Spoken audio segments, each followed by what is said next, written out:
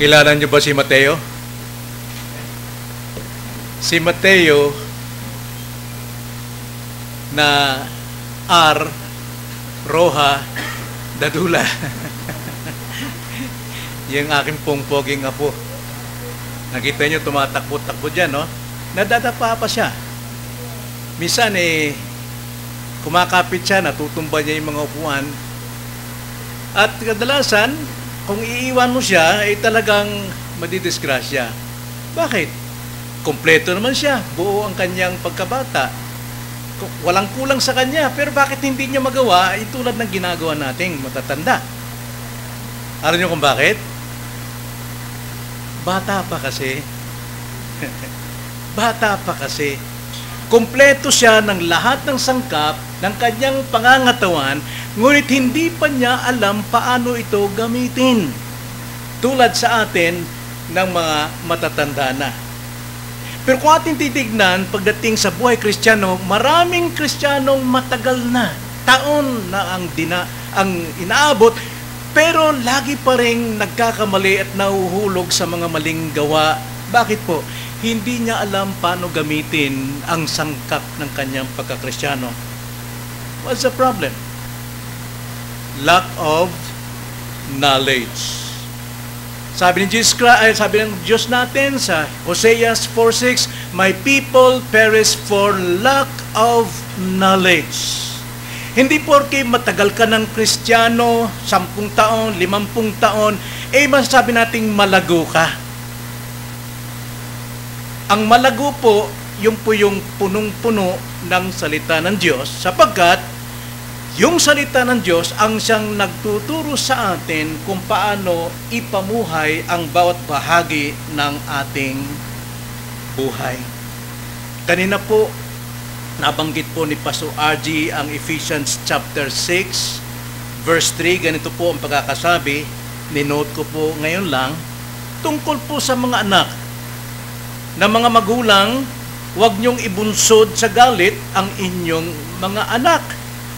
Paano po binubunsod ng mga gulang mga anak? Sa maliliit pa sila, pinababayaan kung anong gusto nilang gawin, sumigaw, sa mall, nagtititili.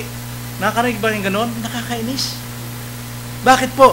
Hindi yung bata nakakainis, ang nakakainis mga magulang. Bakit? Hindi po naturuan.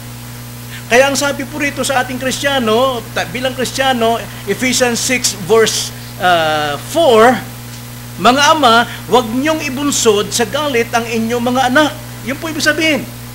Bakit po ibinubunsod ang mga anak? Dahil hindi tinuturuan sa maliit pa, ngayong paglaki na, may hustong gulang na, ginagawa pa rin yung mga hindi dapat at sasawayin mo, "Anak, masama yan. Kasalanan yan. Magagalit sa'yo talaga. Nanay, simula maliit, hindi mo sinasabi sa akin masama pala ang pumatay. Ngayon sasabihin masama sa akin ng makapatay?" Huwag nating ibunsod ang ating mga anak sa galit dahil hindi natin tinuturo ang tama. Kaya ang sabi rito sa verse 4, "Mga ama, huwag niyong ibunsod sa galit ang inyong mga anak, kundi akayin ninyo sila sa pagsasanay at pangaral." Yung pong pagsasanay dyan, mga kapatid, galing po yan sa Proverbs chapter 22 verse 6. Ganito po ang pagkakasabi sa Proverbs 22 verse 6. Ang sabi, "Parents, train up a child in the way he should go. Even when he is old, he will not depart from it." Nasa ating mga magulang, bakit matitigas ang ating mga anak? At sinusupil natin pag matanda na, lumalaban na yan. Sanga niya na hindi malambot, matigas na yan. Pag inawat, mababali lang. Ang sabi po dyan, train up your child.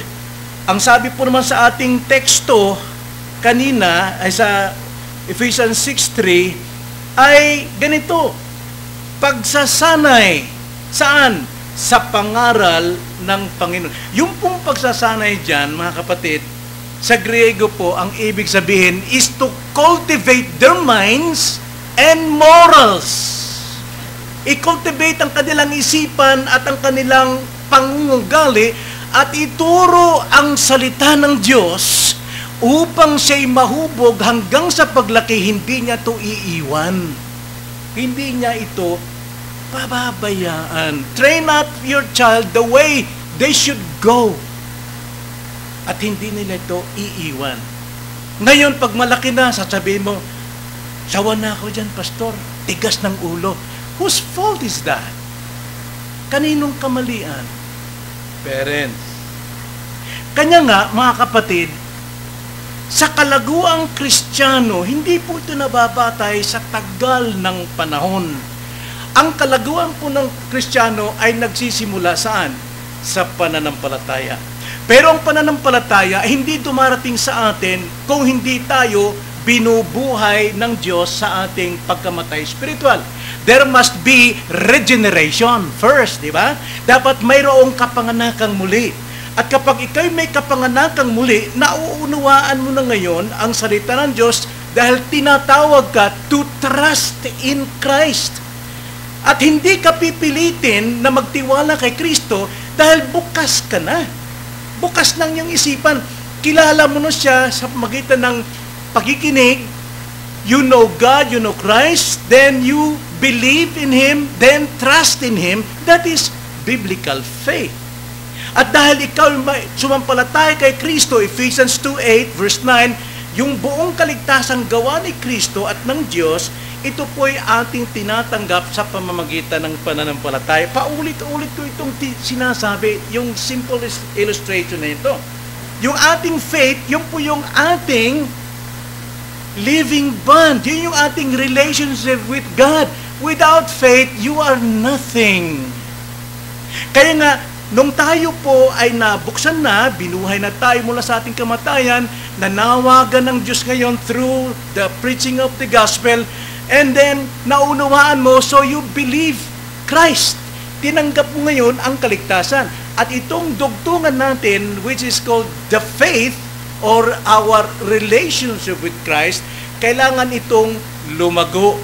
Sapagkat kung hindi ito lalago, tulad lang tayo ng sanggol, kompleto, pero hindi niya magawa ang kanyang kasangkapan. So, Christians, maraming pasaway. Bakit po? Lack of knowledge. Kulang po sa kaalaman. Kaya ito, paano natin ito magagawa, mga kapatid? Basahin natin ang 2 Peter chapter 1, verse 1 to 8. Ito po ang napakahalaga po nito ngayon. Ating basahin, talagang sinadya kong magsimula sa verse 1 hanggang 8 upang makuha natin ang buong context ng ating pag-aaral ngayong gabi, ay hapon. 2 Peter chapter 1 verse 1 to 8. Ganito po ang sabi. Si Simon Pedro, alipin at apostol ni Jesucristo, sa mga tumanggap ng mahalagang pananampalataya. Who are those? Christians. Tumanggap ng pananampalataya dahil siya'y nabuksan na, at dahil sumampalataya, naligtas siya. Okay? Siya'y tinawag na banal at Kristiyano. Again, sa mga tumanggap ng mahalagang pananampalataya na gaya ng sa amin, sa pamamagitan ng katwiran ng ating Diyos at tagapagligtas na si Jesucristo. Sumagana nawa. Ang inaasahan ng Diyos sa atin, inaasahan ni Peter sa lahat ng Kristiyano, ay dapat lumago, sumagana ang biyayang ito ng kaligtasan. Kaya sabi, sumagana nawa sa inyo ang biyaya at kapayapaan sa pagkakakilala sa Diyos, knowing, knowledge of God, at kay Jesus na Panginoon natin. Hanggat hindi sumasagana yung ating pagkakilala sa Diyos at kay Kristo, mananatili tayong bata. Okay? Pasaway. Okay? Then verse 3, kaya ba natin ito? Yes, sapagkat ang sabi sa verse 3, ipinagkaloob sa atin ng kanyang banal na kapangyarihan ang lahat ng mga bagay na kailangan sa buhay at pagiging makadiyos sa pamamagitan ng pagkakilala sa Kanya na tumawag sa atin sa Kanyang sariling kaluwalhatian at kabutihan. Kaya natin sapagkat kaloob ng Diyos sa kaligtasan lahat ng ating kailangan para tayo lumago. Verse 4, gayon niya ipinagkaloob sa atin ang kanyang mahahalaga at mga dakilang pangako upang sa pamamagitan ng mga ito ay makatakas kayo sa kabulukang nasa sanlibutan dahil sa masamang pagnanasa at maging kabahagi kayo sa likas ng Diyos. Meaning to say, sa gawang ito, babanal tayo. Makukuha natin ang kalikasan ng Diyos. Nagiging tulad tayo kay Kristo. Verse 5, dahil dito, ito na ang ating dapat tandaan. Dahil dito, mayroon tayong foundation, mayroon tayong pananampalataya. Ang sabi dito, at dahil dito, gawin ninyo ang lahat ng inyong makakaya. That is conversion. Ating tungkulin ang mag-convert ng buhay natin. Nasa atin ang lahat ng kakayanan, lahat ng biyayang kailangan natin upang tayo maging banal. Kaya ang sabi rito, gawin ninyo ang lahat ng inyong makakaya na tustusan ang alin? Ang inyong pananampalataya. Tustusan ang ating living bond with Christ. Yung ating relasyon kay Kristo. Tustusan ng ano? Tustusan ng kabutihan. Napag-aralan natin to last time. At ang kabutihan, tustusan ng kaalaman. Naalala na rin natin, natalakay natin ito. Ngayon, pagdating sa kaalaman, ano ang kasunod na itutustos sa kaalaman? Pagpipigil. Yan po ang paksa natin ngayong hapon. Pagpipigil sa sarili. Tuloy natin. Sa pagpipigil ng pagtitiis. Ang pagtitiis ng pagiging makadiyos. Then 7, at ang pagiging makadiyos ng pagmamahal sa kapatid. Ito lahat, yung kailangan nating materialis to build our life, at ang foundation natin ay ang faith at ang pagmamahal sa kapatid ng pag-ibig. Ngayon, bakit kailangan natin ito? Verse 8, sapagkat kung ang mga bagay na ito ay nasa inyo at dumarami, meaning to say, lumalago. Ang sabi dyan, hindi kayo magiging walang saysay. Hindi kayo magiging baog. Walang saysay o mga walang bunga sa pagkakilala sa ating Panginoong Jesucristo. Knowing Christ is very crucial, essential sa buhay ng Kristiyano. Tayo manalangin. Panginoon, salamat po sa inyong mga salita. Salamat po sapagkat kayo ang nagbabanal sa amin. Salamat po sa inyong pong pagliligtas. O Panginoon, tulungan niyo kami na hindi lamang kami naligtas at maliligtas, kundi kami patuloy na lumago sa biyayang kaligtasan ito upang kami ay maging walang kapintasan sa inyo at ito ay hindi kami maging isang baog o walang saysay na Kristiyano. Salamat po, Ama. Pagpalain niyo po ang aming pandinig ngayon na muli naming ituon ito upang makita namin ang aming sarili at upang maragdagan ang tibay ng foundation namin, which is the living bond of Christ.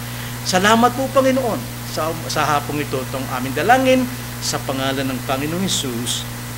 Amen. So first of all, unang-una, alamin muna natin, ano ba ang pagpipigil? Ano ba ang pagpipigil? Or self-control?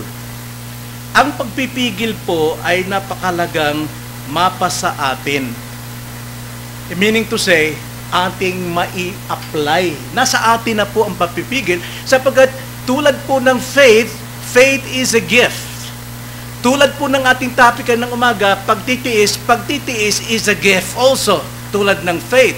At maging ang pagpipigil, self-control, actually, ito yung pinakailalim ng lahat ng ating gift. Sapagkat ito po yung magpipigil ng ating buhay. Ito yung magpapatibay sa lahat ng ating pangangailangan sa buhay. Galatians chapter 5, verse 22 to 23. Ganito po ang pagkakasabi. Subalit, ang bunga ng Espiritu ay pag-ibig, kagalakan, kapayapaan, pagtsatsaga or pagtitiis, nandyan yan, kagandahang loob, kabutihan, katapatan, kaamuan, at huling-huli, pagpipigil sa sarili. Laban sa mga ito, walang law. Walang batas na maaring pumigil sa atin. Walang batas na maaring magpasira sa atin sapagkat ito ay mula kay Kristo. Pagpipigil po, ito po yung sumasalo sa lahat po ng ating pangangailangan sa buhay. Self-control. Sapagkat kung wala kang self-control, ang sabi niyang unang bunga ay pag-ibig. Maaring ibigin mo pati aso, I love that cat, I love that dog, I love that pig, I love that, di ba? Yung love natin is not agape love, kundi makalaman. Kaya umiibig tayo.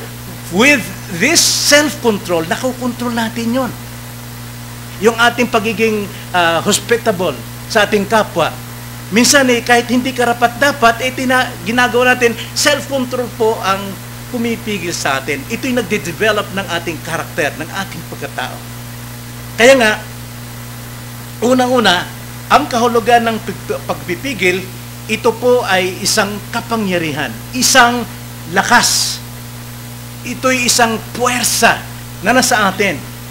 Mas malakas ito kaysa kay Samson. Mas malakas ito kaysa sa presidente. Tingnan nyo ang sinasabi sa banal na kasulatan kung saan nalalagay ang pagpipigil. Una, Acts chapter 24. Basahin lang natin to, mga kapatid. Acts 24, pagdating po sa pagpipigil or self-control. Acts 24:25. Verse 25, ganito po ang pagkakasabi. Samantalang tinatalakay niya ang tungkol sa katwiran, pagpipigil sa sarili, at sa paghuhukom na darating nang nangilabot si Felix at sumagot, umalis ka muna ngayon. At kapag nagkaroon ako ng pagkakataon ay ipapatawag kita. Saan sumusunod ang pagpipigil? Ang self-control. Ito'y kasunod ng katwiran. Okay? So ang katwiran natin, dapat susugan pa rin ng self-control, ng pagpipigil. Galatians chapter 5 verse 23, yung ating binasa kanina, pagpipigil ay sumusunod sa kaamuan. Sa kaamuan. 2 Peter chapter 1 verse 6 sa ating text ngayon, ang pagpipigil ay sumusunod sa kaalaman. Minsan yung kaalaman natin sumusobra, kaya marami pong mga genius na hindi na kumikilala sa Diyos. Wala silang self-control. Titus 1:8, pagpipigil ay para sa lahat ng Kristiyano. Meaning to say, ipamuhay natin ang pagpipigil. Nasa Kristiyano lahat yan. So, saan natin nakikita ang lakas ng Kristiyano? Sapagkat ito ay lakas. Ang lakas ng Kristiyano ay hindi nakikita sa pagbabarbel. Hindi nakikita sa education. Sabi ng ating bansa, ng religion natin, o ating bansa, na kailangan education ang kailangan para mabago ang ating bayan. No, nagkakamali sila. Sabi naman, kailangan natin ng kayamanan upang mabago ang buhay ng tao. Again, no, hindi yan ang strength, hindi yan ang power, hindi yan ang dunamis ng isang Kristiyano. Hindi rin ang magkaroon ka ng impluensya, mayaman ka. Hindi rin sa iyong pangalan dahil sikat ka. Kundi ang kapangyarihan at lakas ng Kristiyano ay nasa pagpipigil. Pagpipigil. Bakit may digmaan? Walang pagpipigil. Bakit may alitan? Walang pagpipigil. Bakit mayroong politika naglalab? Wala pong pagpipigil. So ang lakas ng isang Kristiyano nasa pagpipigil. Tanda natin, we are Christian. Dapat nakikita ito sa atin. Yan pong kahulugan ng self-control. Control, meaning power, lakas, dynamic, dynamo. Tulad ng sasakyan, pag wala pong dynamo, hindi aandar ang makina. Kailangan may power. At yun ay ang ating self-control. Kaya siya yung nasa huli ng fruit of the Spirit. Ikalawa, ano ang importansya ng pagpipigil? Bakit ito napakalaga? Bakit ito kailangan natin? Ang totoo niyan, sa Bible, kailangan natin ang self-control upang tayo po ay makapaglingkod sa Panginoon. Kailangan natin ng self-control upang tayo'y makapaglingkod sa Panginoon. Sapagkat kung wala tayong self-control, wala tayong tinatawag na pagtanggi ng ating sarili. Pagkontrol ng ating sarili, hindi tayo pwedeng sumunod kay Jesucristo. Luke chapter 9 verse 23, ganito ang sabi. At sinabi niya sa lahat, sinabi ni Jesus Christ sa lahat ng mga sumusunod sa Kanya, lalo na sa mga alagad, kung ang sino man ay nagnanais sumunod sa akin, tanggihan niya kanyang sarili. Control himself. Tanggihan niya ang kanyang sarili. At magpasan ng kanyang krus araw-araw at sumunod sa akin. Na hindi natin mapapasan ang ating kabigatan sa buhay para maglingkod kay Jesucristo kung wala tayong self-control. Ang hahangarin natin ay laging ginhawa, kalamangan sa buhay.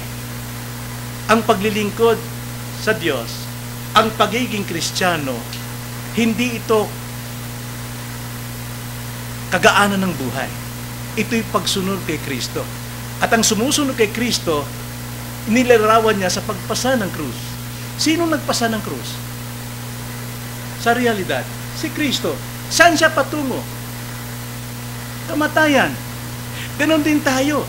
Kailangan nating magpasa ng krus yung ating lahat ng desire sa mundong ito, the three temptation ng world, yung love of the eyes, flesh, and pride of life. Kailangan pasin na natin yan, mamatay tayo sa krus, mamatay tayo sa ating sarili upang tayo po ay makasunod kay Kristo.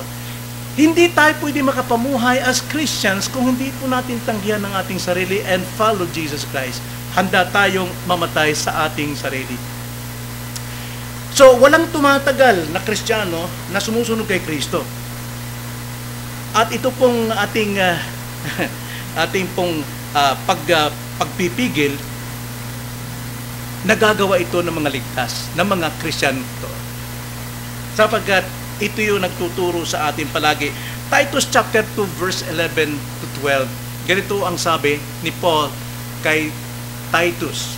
Sapagkat nagpakita ang biyaya ng Diyos na nagdala ng kaligtasan sa lahat ng tao, na nagtuturo sa atin na matapos itakwil ang kasamaan at mga makamundong pagnanasa, ay dapat tayong mamuhay ng may katinoan, matuwid at banal sa kasalukuyang panahon. Nagtuturo po sa atin ang biyaya ng Diyos na itakwil ang kasamaan sa ating sarili. Self-control. Kailangan natin ito. At nagagawa ito ng Kristiyano sapagkat sila lang ang may pagkakaroon nito. Gift ito, kaloob ng Diyos. Kaya ang mga hindi Christian, ganito sasabihin nila, okay, susunod na ako sa Panginoon. Titigil ko na lahat ng bisyo ko. Ngayon, ayoko na, hindi na magbibisyo. Magbilang ka ng ilang araw. Sa linggo, isang buwan, isang taon. Balik uli yan. Dahil hindi nila kayang pigilan. Hindi nila makontrol ang desire of the flesh. Christian, kaya itong gawin. At tayo po'y binigyan ng self-control upang hindi natin talikdan si Kristo. Napakarami pong mananampalataya noon, napakainit, mabunga sa ministeryo, pastor o ano pa man. Pero makikita mo, bakit sila tumalikod? Bakit sila nawawala sa ministeryo? Hinahabol nila yung ginhawa ng buhay nila. Bakit po? Self-control. Kulang sa self-control. Kaya nga sabi ni Pablo sa 1 Corinthians 9:27, sundan po ninyo ako sa inyong Biblia. 1 Corinthians 9:27, para wag nating kalimutan. It is our responsibility to convert ourselves because we are already converted ng Diyos in the first place. So, convert. Ang sabi po rito, 1 Corinthians 9:27, ngunit sinusupil ko ang aking katawan at ginagawa itong alipin upang pagkatapos na makapangaral ako sa iba, ako mismo ay hindi itakwil See, huwag niyong sabihin ang pastor ay banal at hindi na nagkakasala. Hindi totoo yun. Kailangan dito ang pagsupil ng sarili, pagkontrol ng sarili. Sapagkat marami pong nangangaral, mahusay mangaral sa harapan ng tao, pero hindi niya nagawa ang kanyang itinuturo. Kung tawagin niyan ay mga bulaang mangangaral. Direktahan po yun, sinasabi ko, bulaang mangangaral, mga false teachers. They cannot control themselves. Sa kanilang ugali, well, alam nyo, lahat tayo nagkakasala pa. Bakit po? Sapagkat ayon sa Romans chapter 7, mayroon pa tayong remaining sin. Right? That remaining sin is a consequence of our original sin. Anong original sin natin? Kay Adan. At yung original sin natin, ang penalty niya is hell, impyerno. That's why Christ became man to what? To redeem us from that penalty. At nung tayo po ay pinatawan ni Kristo, niligtas tayo, yung pong ating kasalanan magdadala sa atin sa impyerno, binayaran ni Kristo, so hindi na tayo mapupunta. But the consequence of Adam's sin still remain in us, and that is what we call indwelling sin. Sa Bisaya pa, nagalublub nga sala. Para bang kabaw ba nga naglublub sa tunaan? No? Mayroon pa tayo dyan. Now, wag nating katakot that we have that remaining sin. Sapagkat yung remaining sin, yan po ay napapatay sa ating conversion. Tingnan nyo, ang Kristiyanong mayroong espiritu o tinubos ni Kristo, hindi niya pwedeng i-ignore anumang nagawa niyang kasalanan, right? Iiyak ka talaga, bakit ko ba nagawa yun? Bakit ko nasaktan yung anak ko kanina? Hindi ka mapapatahimik, bakit? Mayroong conviction ng Holy Spirit. Romans 8:15, the Spirit bears witness with our spirit that we are children of God. So therefore, nakalaan sa atin ng 1 John 1:9, if we confess our sins unto Him, He is faithful and just and forgive us and cleanse us from all wicked things. So therefore, kapag ka po ikaw mayroong remaining sin at nagkasala ka, i-confess mo. Then, afterward, ano mangyari sa iyo? Mag-grow ka because of that conversion. Kino-convert natin ang ating sarili through confession of our sin. Kaya huwag kayo magtataka. Nagkakasala pa rin tayo because we have that consequence from Adam. Tulad halimbawa, sabi mo kay Brother Boy kanina, isang drug lord, nakulong, nahuli, at ang sentensya sa kanya is 70 years in prison. Ngayon, 1 linggo lang, 2 linggo, na-born again siya sa loob ng prisuhan. Ano ibig sabihin doon? Malaya na siya sa kanyang kasalanan? So lalabas na siya? No! Malaya siya sa penalty ng kanyang sin, but he is not malaya sa consequence ng kanyang kasalanan. Magsasuffer pa rin siya ng 70 years sa buhay niya bago siya makalabas. Totally. Same with us. Until mayroon pa tayo, nandito pa tayo sa mundo, nandito pa ang lahat ng remaining sin, ang temptations natin sa labas, punong-puno, the world, the devil, and ourselves. But, conversion is very present in our lives. Kaya nga, once we confess, then we grow. Bakit po?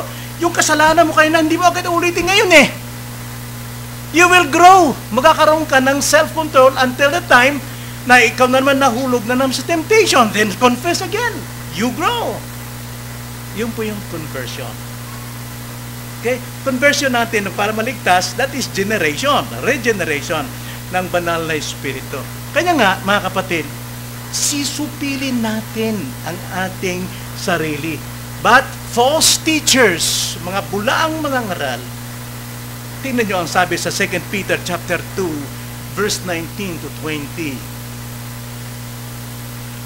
Ang sabi rito, 2 Peter chapter 2, verse 19 to 20. Sila'y pinangakuan nila ng kalayaan. See? Nakita niyo itong mga false prophets na ito? Gayong sila mismo ay mga alipin ng kabulukan. Nangangaral sila ng kalayaan sa mga kanilang pinapangaralan. Malaging malaya kayo. Pero sila alipin ng kabulukan sapagkat sino man ay inaalipin ng anumang lumupig sa kanila. Sapagkat kung pagkatapos na sila ay makatakas sa mga karumihan ng sanlibutan sa pamamagitan ng pagkakilala sa Panginoon at tagapagligtas na si Jesucristo, ay muli silang napasabit sa mga ito at nadaig ang huling kalagayan nila ay mas masama kaysa ng una. Ginagawa ito ng mga false converts, false born again. Babaguhin nila ang kanilang sarili, kanilang bisyo, that is outward reformation without inner regeneration. Ang makapagbabago lamang ng ating buhay mula loob hanggang labas is regeneration, not outward reformation. Babaguhin mo yung bisyo mo, pero afterward, babalik din. Kaya itong mga ngaral na ito, they are false teachers. Hindi sila totoong mga ngaral. Careful kayo. Investigate ninyo buhay ng pastor na nangangaral sa inyo. Pati mga teachers, mga nagtuturo. So, kailangan natin, sabi ni Paul, supilin ang ating sarili. Tulad ng mga athletes, gusto nilang manalo ng isang tinatawag na natutuyo at nabubulok na wreath o yung corona. Natutuyo lang yun, pero nagsisikap sila. Talagang kinokontrol nila ang sarili nila. Sinusupil nila dahil sa nais na manalo. How much more sa atin na hindi po nabubulok na corona ang ating tatanggapin but eternal life?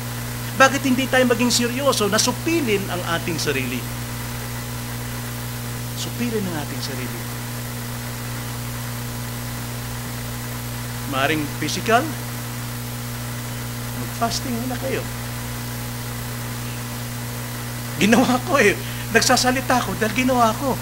At nakita nyo naman ang resulta dahil sa pagpipigil. Di ba? From 185 kilos ngayon, 160 pounds ngayon, 160. From 36 ang baywang, ngayon 32. Determination. Self-control. So, bakit hindi nagagawa ng lahat ang self-control? Bagamat nasa kanya na ito. Why? Lack of knowledge. Lack of knowledge. So sa ating pananampalataya, hindi porke ligtas ka na, sapat na yon, mamuhay ka. Sa iyong pananampalataya, tustusan mo, dagdagan mo ng karunungan ng kabutihan, ng kaalaman, ng karunungan, ng pagpipigil. Ikatlo, mga kapatid, so nakita natin ang kahulugan ng pagpipigil, it's a power, inward power. Ikalawa, ang importansya ng pagpipigil, mga kapatid, ay upang tayo maging alagad, maging tunay na Kristiyano at hindi tayo tatalikod kay Kristo. Then ikatlo, paano ito nahuhubog sa sarili? Paano ito na-develop? Alam niyo, building, kung walang foundation, parang tinayo mo lang sa ibabaw ng buhangin, konting lindol lang yan, bagsak na. Pero pag naglagay ng foundation, nakikita niyo ba ang bawat building sa Ayala? Kami ni Brother Feli, nagdi-deliver kami ng bulldozer dyan, panahon pa nung 1970 plus. Wala pang mga building dyan nung araw. Tapos ako yung nag-dispatch ng mga equipments. Pag nagtayo ang isang contractor ng building, yung foundation mas matagal kaysa pagpatayo ng building. Tama ba, Brother Boy? Bakit? Sapagkat yung foundation tinitiyak na ito ay shockproof sa lindol. Lahat na po ng materials dyan, binubuhos talaga dyan yung matitibay na foundation. At pagkatapos dyan, idaragdag na sa foundation ang iba't ibang materials upang mabuo ang building. So kung wala pong kaalaman ng pagdagdag, hindi po building yun, foundation lamang. Kung ang faith natin is our foundation, kung wala po itong pagtutustos ng iba't ibang biyaya ng Diyos para tayo po ay makabuo ng isang Kristiyanong buhay. Wala pong lakas ang ating pagiging Kristiyano. Mananatili tayo sa damdamin. Hindi lumalago. Pasaway tayo sa mundo. Pasaway tayo sa iglesia.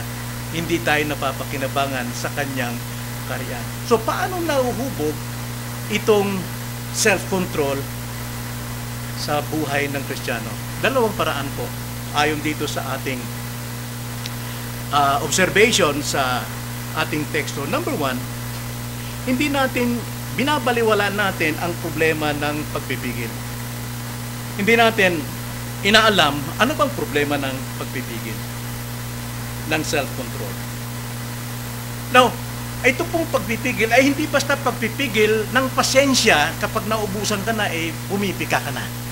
Hindi po yun ang pagpipigil na tinutukoy, yung pantaong pagpipigil na susubukan ka, pitikin tenga mo, tapos pipigil ka. Sige pa. Pitik ulit pa. Sige. Tapos pagka hindi mo na kaya, bang! Hindi po yun ang ibig sabihin ng pagpipigil. Ito po'y biyaya. Gaya ng ating napag-aralan kanina. Ang pagpipigil natin is grace. Biyaya, kaloob sa atin. Kaya tayo binigyan ng Diyos ng pagpipigil, hindi para mapigilan yung ating pasensya, yung ating galit, kundi tayo po'y maging isang huwaran na Kristiyano. Si Christ, kailan ba bumigay si Christ? Wala Sinaksak, binugbog, pero katiting na salita, wala tayong marinig sa Kanya. Sapagkat siya yung ating pagpipigil. Ang pagpipigil ng sarili, nasabi na sa Bible, mas higit itong malakas kaysa pagsakop ng isang syudad. Madaling sumakop, gamitan mo lang tulad ng Hamas, pira ng 2,000 rockets. Gusto nilang sakupin ng Israel. Pero hindi nila kaya ng Hamas. So, mas maigi yung pagpipigil kasi kung nagpigil ang Hamas sa kanilang kasamaan, walang gera. Kaya ang sabi nga po sa Proverbs 16:32, ganito ang pagkakasabi. Ang makupad sa pagkagalit, ibig sabihin, ang nagpipigil ng kanyang galit ay mas mabuti kaysa makapangyarihan. At ang namamahala sa kanyang diwa, sa kanyang espiritu, ay mas mabuti kaysa sumasakop sa isang bayan. Bakit nasabing ganon? Dahil ang pagsakop sa bayan, ito'y namumuhunan ng buhay. Maraming napapahama. Ngunit kung siya'y nagpipigil sa kanyang sarili, kaya niyang pigilin ang kanyang diwa, walang buhay na uutangin. Tingnan nyo, kahit ako sa mag-asawa namin, kami mag-asawa, ako yung madalas bumibigay sa galit. Wala akong pagpipigil. Hindi ko makontrol. Pero pagkatapos naman pinagsisihan ko, nag-iyakan kami, minsan nag-pray. Pero ako yung madalas bumibigay. Kaya minsan ilang araw kami hindi nagkikibuan. Hirap na hirap ng damdamin ko. Ano po yan si mama? Laging papagsak kain na! So, ano kailangan? Humility. Again, ask for forgiveness. Ay, hindi ko matiis talaga. Yung misis ko nakapimangot parang ang palaya. Mahal na mahal ko asawa ko. Kaya, give up ako sa kanya. Siya talaga napakabilis. Pagka siya naman nainis, mamaya niya, sorry papa. Nakabilis ako, hindi eh. Tagal. Kayo ba? Tagal din? Tagal din.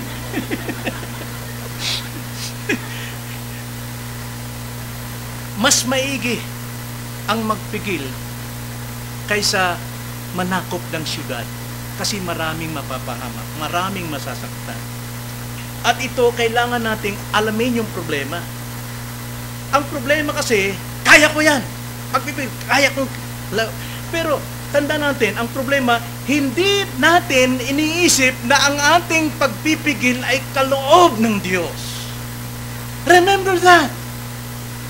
Kaya ka magpipigil, kaya ka magtitiis, dahil binigyan ka ng biyaya ng Diyos, naluluwalhati siya anytime, every time, na ito'y ating pinapagana. Conversion again. Kaya tayo gumigip up dahil hindi natin inaalala na ito po ay biyayang kaloob sa atin. Galatians chapter 5 verse 23, di ba? Kanina. Huling-huli talaga ang self-control at walang batas para dyan. Hindi to basta pagpipigil ng pasyensya kapag nahahamon tayo. Hindi lang ito. Ito ay kaloob. Pag sinabing ang tao po ay walang pagpipigil, ano yung grace? Ano yung relation natin? Faith. Kung walang pagpipigil, wala pong faith. Because the just shall live by faith. Without faith, impossible na sabihin natin tayo po ay isang Kristiyano. James 1:26. Kung inaakala ng sino man na siya'y relihiyoso, ngunit o subalit hindi pinipigil ang kanyang dila, kundi dinadaya ang kanyang puso, ang relihiyon ng taong yon ay walang kabuluhan. See? Kung ang isang Kristiyano ay hindi nagpipigil ng kanyang dila, dinadaya niyang kanyang sarili at ang kanyang pagiging Kristiyano walang silbi. Yan po ang application dyan, mga kapatid. At ang wala pong control sa sarili, actually, sarili natin ang ating sinisira. Sarili natin ang ating sinisira. Wala kang control sa pera, ubus agad, wala ka nang kakainin. Di ba? Wala kang control sa tubig, lataas ang metro mo sa tubig. Wala kang control sa aircon, sige aircon agad eh. Abot ng 7,000, 8,000 ang isang buwan mo sa kuryente. Walang control, eh tayo po ang nasisira. And secondly, kung walang control, hindi talaga lumalago ang Kristiyano. Hindi lalago. So, kailangan natin ang solusyon ng self-control. Solusyon. Ganito pong sabi ni Jesus Christ. Apply dito yung ating problema ngayon tungkol sa solusyon ng self-control. John 8:31-32. Madalas natin itong binabasa sapagkat ito foundational truth sa lahat po ng aspeto ng buhay natin. Ganito ang sabi. Pagkatapos ay sinabi niya sa mga Hudyong sumasampalataya sa Kanya, mga believers, kung kayo'y manatili sa aking salita, tunay ngang kayo'y mga alagad ko. Inyong malalaman ang katotohanan at ang katotohanan ang magpapalaya sa inyo. See? Kailangan natin lumago sa katotohanan. Kailangan natin laging nakikinig ng pangangaral ng salita ng Diyos. Kaya nang sinabi ko, basahin mo man ang Biblia for how many times, 100 times, pero hindi na ang lugang malago ka. Kung magbabasa ka man, nakadependent ka sa pagbabasa mo, ang sabi ni Joshua chapter 1 verse 8, meditate this law, do not depart from this law, meditate on it day and night. Ibig sabihin, meditate, understand what the Bible, what Christ, what God says to you personally. Then, lalago ka, yung pala yung sinasabi rito. Pero kung babasahin mo na plainly, mga kapatid, hindi po pagpapalago yan. Kaya napakalaga na nagbabasa ka at pinapakinggan mo preaching, pagdating sa preaching, sasabihin mo, ayun pala yun ang ibig sabihin. So, lumalago ka, natatagdagan ang knowledge mo tungkol sa Diyos. Napakalaga po ang laging nakikinig personal sa pangangaral. At ikatlo, napakalaga din ang mamuhay sa Espiritu. Mamuhay po sa Espiritu. Pag sabi pong mamuhay sa Espiritu, ibig sabihin parang lumilipad lang. Sabi ng mga born again ng araw, di ba? Born again tayo dati. Naku, kinikilabutan ko sa ating Espiritu. May lumilipad si Pastor Boy, lumulundag parang ano. Well, para maunawaan, tignan natin ang contrast ng flesh at saka spirit. Mamuhay tayo sa Espiritu, meaning to say, huwag tayo mamuhay sa flesh. Ano mamuhay ng flesh? Galatians chapter 5 verse 16 to 18. Ganito po ang sabi. Kaya nga, mga kapatid, mga may utang tayo, hindi sa laman, upang mamuhay ayon sa laman. Sapagkat kung mamuhay kayo ayon sa laman, kayo ay mamamatay. Subalit, kung sa pamamagitan ng Espiritu ay pinapatay ninyo ang mga gawa ng laman, kaya kayo ay mabubuhay. Simple lang. Verse 14, sapagkat ang lahat ng pinapatubay ng Espiritu ng Diyos ay sila ang mga anak ng Diyos, sapagkat hindi kayo tumanggap ng Espiritu ng pagkaalipin sa laman upang muling matakot, kundi tumanggap kayo ng Espiritu ng pagkukupkup at na dahil dito ay tumatawag tayo Abba Father. Ang Espiritu mismo ang nagpapatutuo kasama ng ating Espiritu na tayo mga anak ng Diyos. Mali yung binasa ko mga kapatid. Bagamat may kaugnayan din. Galatians chapter 5 verse 16 pala. Hindi tumama yung pagpindot ko sa aking tab. Ganito ang sabi Galatians 5:16.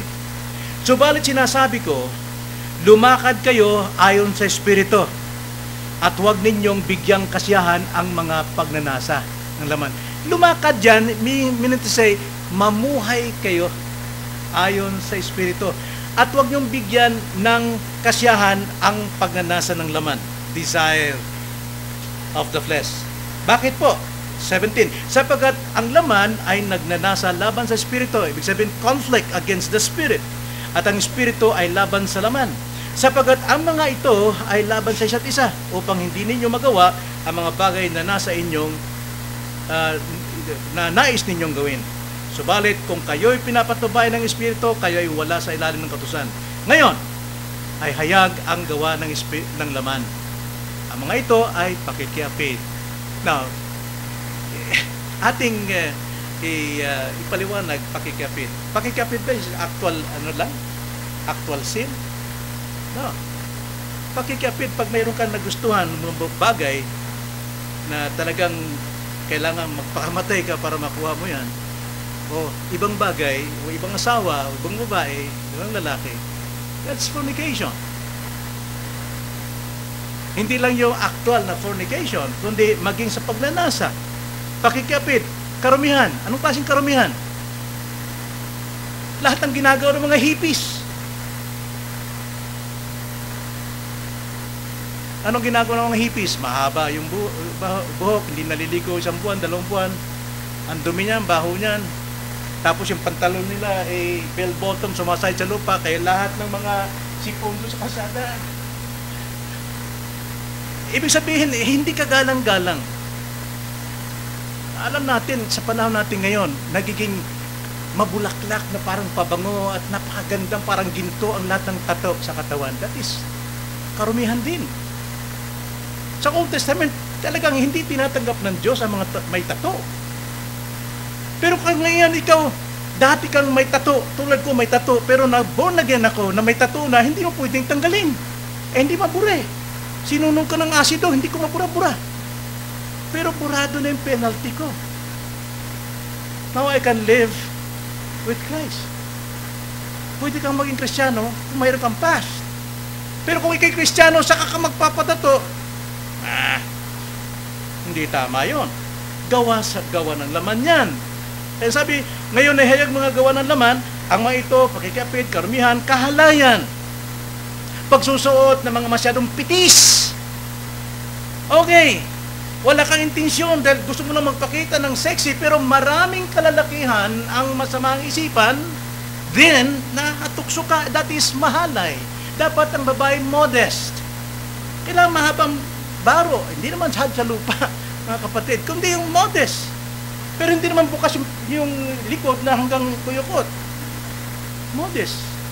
kagalang-galang, kahangahangang babae, dalagang Pilipina, hindi naman nakakimuno ha, makamamaya sa Sunday nakakimuno ng babae.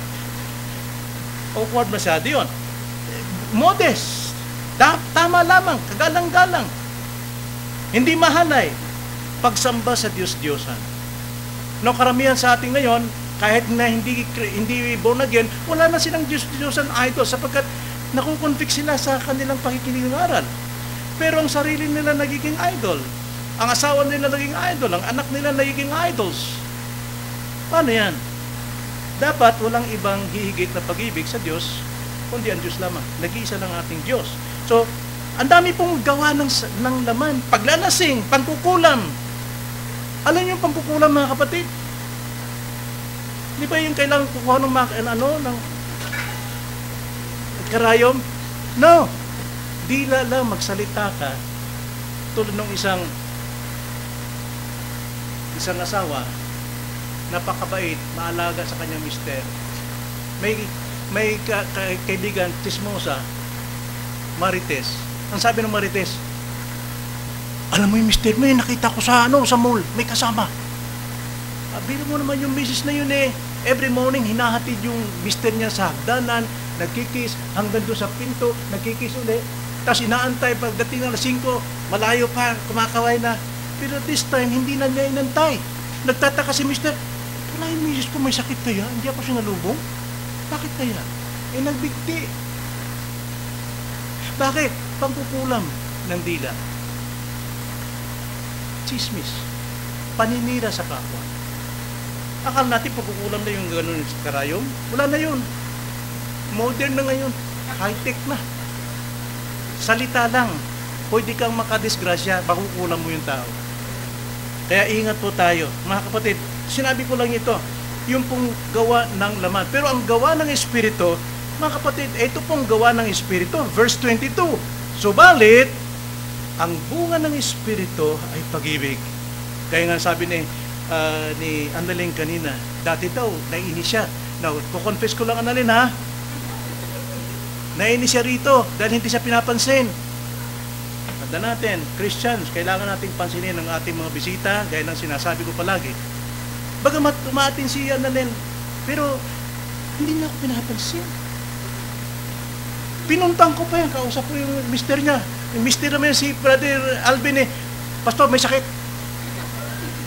May sakit. Kausapin ko lang saglit. Hindi, may sakit ka Tapos sabi niya, ay hindi, tulog. Sige na, God. Kahit kung hindi, kausapin ko lang. Pala, nandun siya nakatingin, sinisilip sa akin sabi niya, tagal-tagal nung umalis sa pastor na yan. Nung pagsilip niya, nakita ko, ayun pala Ano sabi ko sa'yo? Antayin kita Sunday. Pag hindi ka dumating Sunday, mag-resign ka na. Sabi ko yun, di ba? Pero lakas ng convictions. Why? He's a Christian. Anak siya ng Diyos. Kasi kung wala siyang ganong pagpipigil ng kanyang sarili, mga kapatid, hindi siya Christian. Kaya nga, mahirap po mangkulam. Yung mahilig sa marites, iwasan po natin yan. Pang-apat, panghuli, mga kapatid, paano natin ipinapakita ang pagpipigil?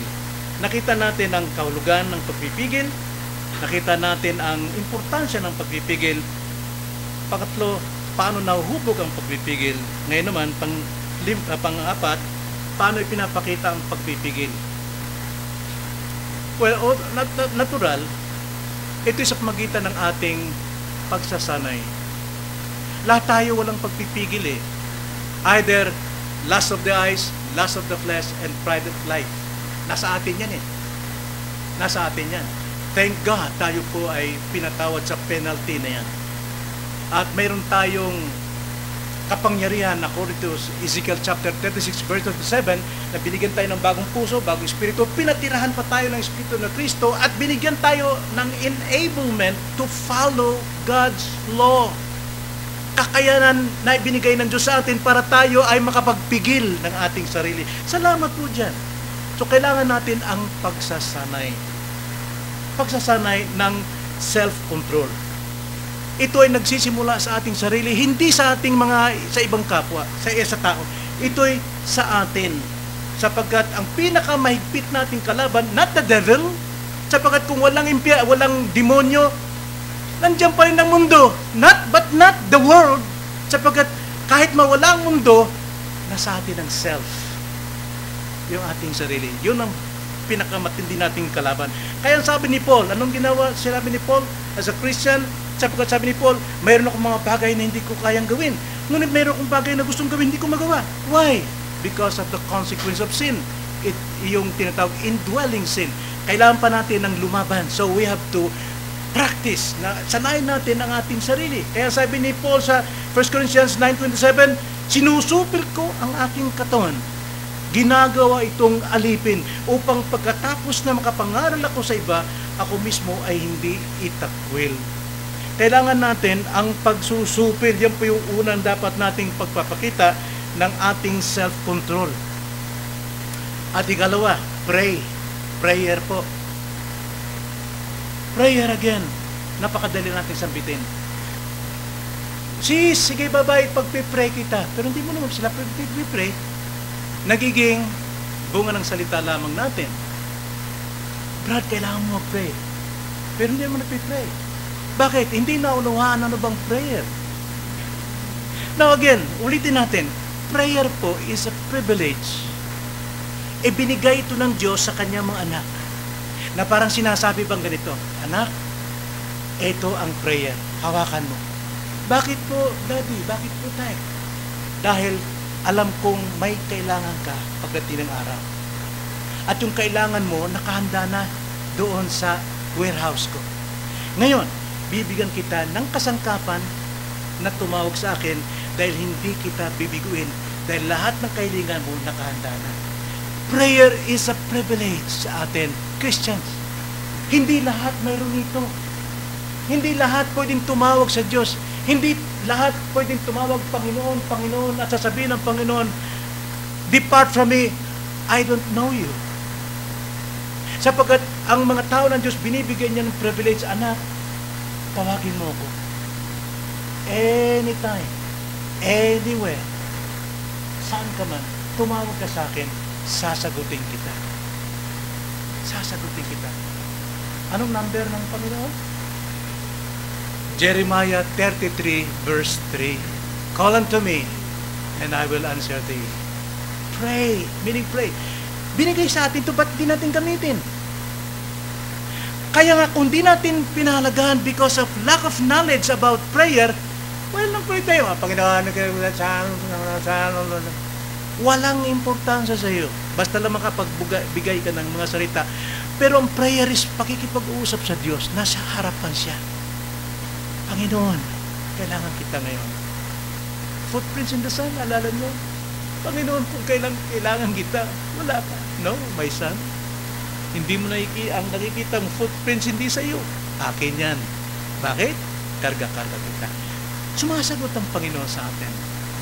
Prayer is a privilege. So, pray na tayo po ay malayo sa mga temptation. Di ba turo ni Jesus Christ? Lead us not into temptation. Turo ni Christ sa atin kung paano tayo dapat manalangin. Then, pagtanggi ng ating sariling pride. We have pride, mga kapatid.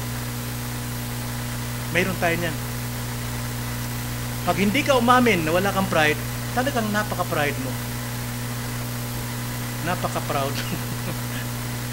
Sabi nga ni Joseph, maalala ko nung araw, you're not humble if you humble yourself.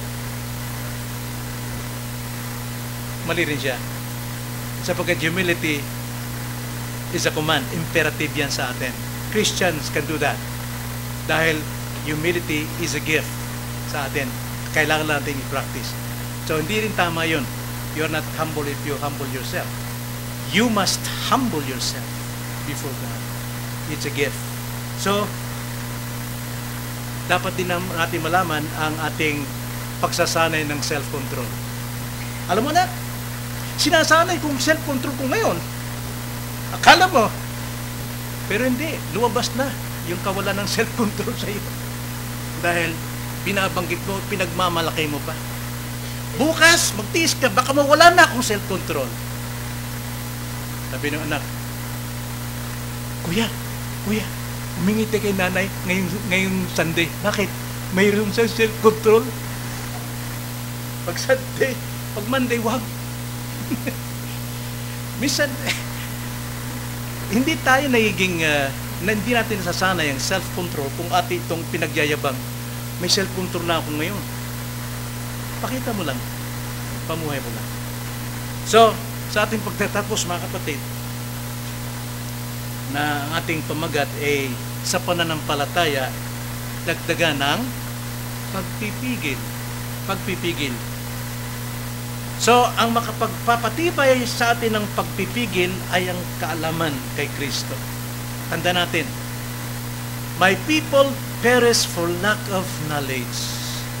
At ang sabi ni Jesus Christ, if you continue in my word, truly you are my disciple. And you shall know the truth, and the truth will set you free. So, hubugin natin ang ating self-control.